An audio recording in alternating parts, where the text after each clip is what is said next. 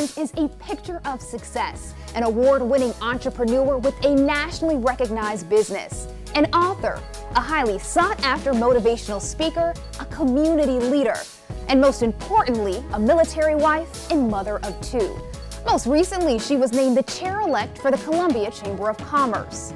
While her journey to the top has not been easy, her resilience, faith, and servant leadership have allowed her to create a seat at the table for herself and others. I promise you, when you do what you're supposed to do, and you do it in the right light, and you do it in the right mind, you will be blessed beyond measure. And I can say I'm blessed beyond measure. And for me, it's not all about money. My blessing is helping other people. You know, when I can help somebody, when I can watch somebody else grow and prosper, you can pay money for that. You will be the first African-American woman to serve as the chair of the Columbia Chamber of Commerce. Yes. How does that feel? What does that mean to you? It's humbling. It's very humbling because I had no clue. It was not a plan. It wasn't anything that I ventured out to, oh, yeah, that's what I want to do. Again, from having that servant leader mentality, one of my mentors, Dr. Lewis Lynn, shared with me years ago that you have to pay your civil rent. And that means that we all make it in our world. We have money, we have kids, we have family, but we need to contribute. You need to give back.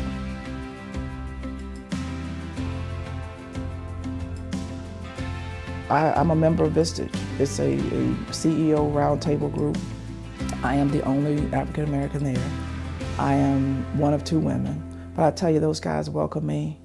And I just, again, as women and as African Americans, we have to present ourselves in a way that you have to put yourself out there. There are risks, right? If we're staying to ourselves and we're not letting people know who we are, then the only way that they know who we are is what they see on television. I can promise you I'm not what you see on TV. I am me. What many people don't see are the barriers and the challenges and the obstacles that you have to face to get to this position.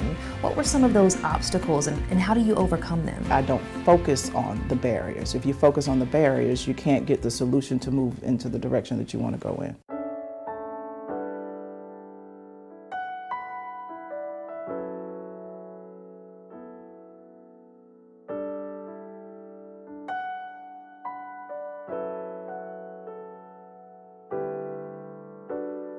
We went to the hospital, and about 20 people, 20 of our family members in one little small room. And I said, if there's anybody in here that has any doubt that my child will get up and walk out of this hospital, I need you to leave the hospital now. Because you're about to interfere with my energy, and you're about to interfere with my prayers. I don't need any counteraction going on to what we're doing. And when I tell you we went to praying, my baby was at the University of South Carolina going part-time, August of 2017. Incredible. He is a senior this year. So when I tell you God is great and God is good, when I tell you that when you focus on the positive, when you give the universe, when you give God your thoughts, they're going to give them back to you. So this positive mindset and the success that you have had in business, how did you get here and who helped you get here to this place? So it's been a community. You know, I grew up in the Greenview community. And one thing I'll say about that is it's different now, but I went to Greenview Elementary School. I went to what was Fairwall, and then I went to Keenan. And I went to school with people I went to school with from 1st to 12th grade. So we had I can't tell you which reunion it was, I don't want to date myself, but we had a reunion this past summer. And it was phenomenal because these people are my family, right? So when I look at them, they help mold me. The people in our neighborhood helped mold me. My family has lifted me up. My father, my grandfather was instrumental. So it's just been a melting pot of people that I have to say supported me and allowed me to grow and prosper and be who I am. Tell me about Miss Jenkins, Miss Karen Jenkins, as a mom and a wife. As a mom, I am an unconditional love mom. I am for my kids, with my kids. I was at the school so much that I think some people still think I work at Ridgeview. And even when they were kids, I would drop them off, and if the teacher didn't come or they were out, I was a sub until they got there. I have always been engaged in my kids' life. I've always wanted to be there for them. They have always been, you know, outside of my husband, the most important thing in my life. And I needed them to know that. I'd love to get your thoughts on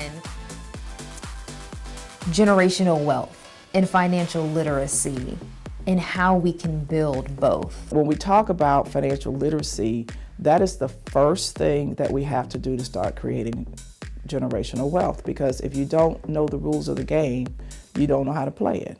And the companies out there and other people, their goal is to separate you from your money.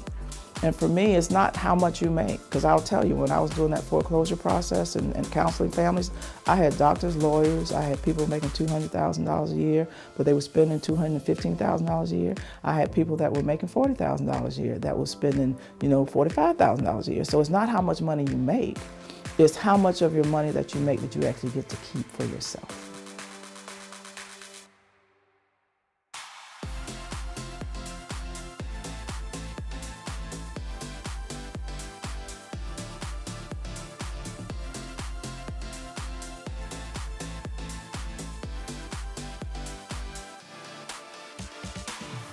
You know, I'm a believer that as I grow and as I learn and as I prosper and accomplish things, I have to leave the door open for other people to come through.